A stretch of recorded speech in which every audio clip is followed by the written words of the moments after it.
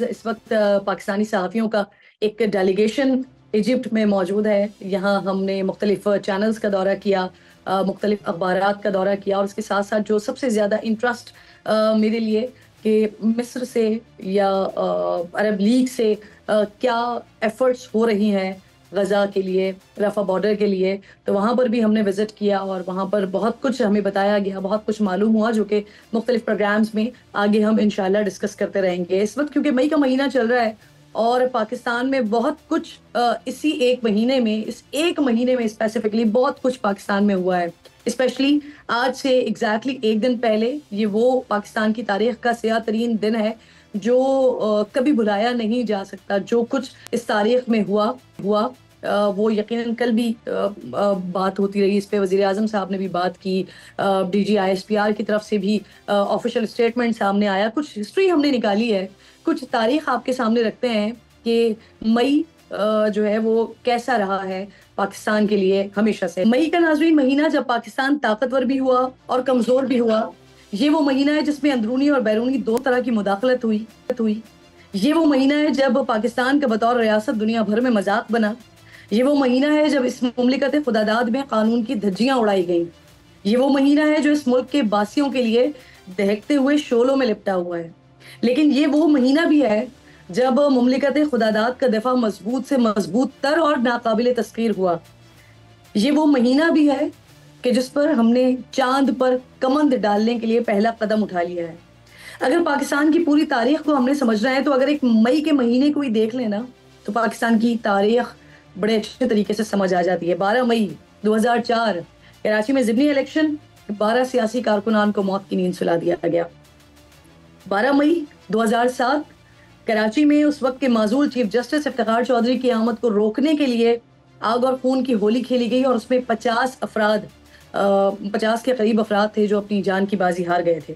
2 مئی 2011 جب دنیا کے مطلوب ترین دہشت گرد اور القاعدہ کے سربراہ اسامہ بن لادن ایبٹ آباد میں ایک امریکی فوجی آپریشن میں مارا گیا. 9 مئی 2023 جب سابق وزیر اعظم کی گرفتاری پر ملک بھر میں حکومتی اور عسکری تنصیبات کو نشانہ بنایا گیا, شہداء کے مجسموں کی توہین کی گئی. یہ مئی کی وہ سیاہ تاریخیں ہیں ناظرین کہ جب بار بار ریاست کمزور ہوئی ہے, ملک پیچھے گیا ہے اور ایک نئے بحران سے قوم کو گزرنا پڑا ہے. انہی سیاہ تاریخوں میں لپٹا ہوا ایک وہ روشن دن یعنی کہ 28 مئی 1998 کا دن بھی ہمارے سامنے موجود ہے جب دشمنوں کے لیے پاکستان ناقابل تسخیر ہو گیا. پاکستان بھارت کے مقابلے میں 5 کامیاب دھماکے کر کے دنیا کی 7ویں اور مسلم دنیا کی پہلی ایٹمی طاقت بن گیا. اسی سال مئی کو پاکستان نے چین کی معاونت سے اپنا پہلا سیٹلائٹ مشن IQ قمر چاند پر بھیجا,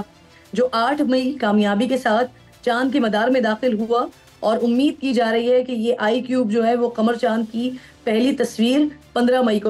چاند پر نگاہیں رکھنے والے پاکستان کے زمینی حالات کیسے ٹھیک ہوں گے, تاریخ پر لگے جو مئی کے سیاہ داغ ہیں ان دھبوں کو کیسے دھوئیں گے, سب کچھ بھلا کر غلطیوں سے سبق سیکھ کر کیا آگے بڑھ پائیں گے, یہ آج کے ذرا امپورٹنٹ کوسچنز ہیں جو کہ میں اپنے مہمانوں کے سامنے رکھوں گی. اور میرے انتہائی معزز مہمانوں میں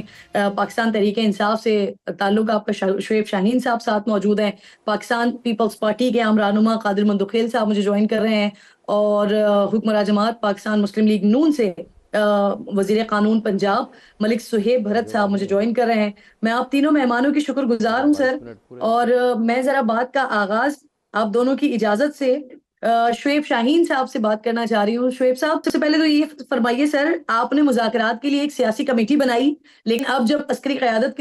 کی طرف سے بڑا واضح طور پر DG ISPR نے پریس کانفرنس کی اور انہوں نے بڑا واضح طور پر میسج کنوے کر دیا, اس کے بعد آپ لوگ کہہ رہے ہیں کہ آپ نے مذاکرات نہیں کرنے. اس سے پہلے آپ ہی کی طرف سے بارہا یہ کہا جاتا رہا کہ پاکستان مسلم لیگ نون, پاکستان پیپلز پارٹی یعنی کہ جو جتنی بھی سیاسی جماعتیں ہیں ان سے بھی بات نہیں کرنی. تو سر پھر اب آپ لوگ کریں گے کیا, کرنا کیا چاہتے ہیں؟ ہم وہ کرنا چاہتے ہیں کہ جو ایک سب سے مقبول سیاسی پارٹی کرنا چاہتی ہے. اس کا کام یہ ہے کہ آپ آئین اور قانون کی پاسداری کریں, اسٹیبلشمنٹ سیاست میں مداخلت نہ کرے. ہم فارم 45 کے مطابق جیتی ہوئی 180 کی ہماری سیٹیں ہیں جس کے لیے ہم عدالتوں میں بھی گئے ہوئے ہیں, اس کے لیے 184(3) کی پٹیشن سپریم کورٹ میں بھی ہم فائل کر چکے ہیں، اور ہمارا مقصد اور منتہا یہ صرف یہ ہے کہ اس ملک میں جمہوریت کو تماشا مت بنائیں، اس ملک میں آئین کو پامال مت کریں، آئین کے ساتھ جو کھلواڑ کیا جا رہا ہے وہ سب پچھلے 1 سال سے یا 2 سال سے لوگ دیکھ رہے ہیں۔ اس وقت ملک کو آپ نے ایک بنانا ریپبلک بنا دیا ہے، ملک میں جو بنیادی انسانی حقوق کی معطلی ہو چکی ہے، جو چار دیواری کی پامالی ہو رہی ہے، اور جس انداز سے یہ کھلواڑ کر رہے ہیں PDM2 کی صورت میں اور ہماری اسٹیبلشمنٹ، ہم نہ صرف اس کی مذمت کرتے ہیں بلکہ عوام آج 80 سے 90% ہمارے ساتھ کھڑی ہوئی ہے۔ ان کا یہ مطالبہ ہے، یہ ان کا حق حکمرانی ہے کہ کس کو حق حکمرانی ملنا چاہیے، اور لہٰذا جو ریجیکٹڈ لوگ مسلط کیے گئے ہیں یہ فراڈ ہے، اس کی کوئی قانونی، آئینی اور اخلاقی حیثیت نہیں ہے۔ جو چیف ایگزیکٹو تھا اس وقت کا then prime minister of Pakistan Kakar صاحب، اس نے یہ کہا ہے کہ میں اگر فارم 47 کی بات کروں گا تو مسلم لیگ نون منہ دکھانے کے قابل نہیں رہے گی۔ یہ نہیں جواب دیتا کہ میں نے گندم سکینڈل میں پیسے نہیں کھائے۔ سابق وزیر اعظم کیا کہہ رہے ہیں یا دوسری جماعتیں کیا کہہ رہی ہیں، اس سے پہلے آپ اپنی تو بات کریں سر۔ آپ مسلسل یہ کہتے رہے، شہریار آفریدی صاحب نے باقاعدہ طور پر ایک سٹیٹمنٹ دیا، آپ لوگوں کی طرف سے ایک باقاعدہ طور پر ایک کمیٹی بنا دی گئی، اور آپ لوگوں کی طرف سے ہی بار بار یہ سٹیٹمنٹ سامنے آتے رہے کہ مذاکرات ہو رہے ہیں، نہیں ہو رہے، کس سے مذاکرات کرنا چاہتے ہیں، کس سے نہیں کرنا چاہتے۔ اب بڑا واضح طور پر یہ سب کے سامنے آ گیا ہے کہ مذاکرات نہیں ہوں گے، تو پھر اب آپ لوگ کریں گے کیا؟ پہلی بات تو یہ ہے، میں یہ پوچھ رہی ہوں، پہلی بات تو یہ ہے کہ شہریار افریدی کی ایک ذاتی رائے تھی، it was not the policy statement, نہ ہی عمران خان صاحب کی طرف سے تھی، نمبر 1۔ نمبر 2، یہ کبھی بھی ہم نے مذاکراتی کمیٹی جو بنائی تھی باقی دیگر political parties except PMLN، Peoples Party, MQM، جس کو ہم یہ سمجھتے ہیں کہ یہ انہوں نے فارم 47 کی یہ پیداوار ہیں اور اقتدار پہ قابض ہوئے ہیں، ان کے پاس وہ سیٹیں نہیں ہیں جو انہوں نے کلیم کر رہے ہیں، اس لیے ہم نے وہ کمیٹی اس مقصد کے لیے بنائی تھی۔ اور دوسری بات، جہاں تک اس بات کا تعلق ہے، ہماری فوج ہے، ہم ان سے محبت کرتے ہیں، لیکن ہم اسٹیبلشمنٹ کو یہ نہیں موقع دینا چاہتے کہ وہ ملک کی مالک بن جائیں اور سیاہ و سفید کے مالک بن کے یہاں فارم 47 نیا بنائیں، عوام کے حق حکمرانی کو پاؤں تلے روند ڈالیں، اور اس وقت جو آئین کی پامالی کر رہے ہیں اور جس کے ساتھ آج جو کچھ کھلواڑ ہو رہا ہے، جس میں پنجاب پولیس سر فہرست ہے، اور جس طرح چار دیواری کی پامالی کل کی اور اس سے پہلے کر رہے ہیں، جو اسلام آباد میں کر رہے ہیں،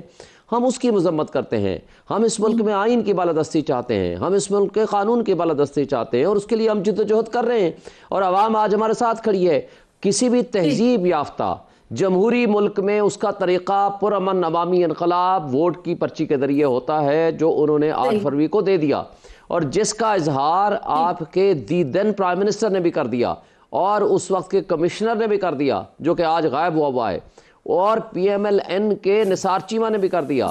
اور MQM کے لوگوں نے بھی کر دیا، اور بہت سارے پیپلز پارٹی اور PMLN کے لوگ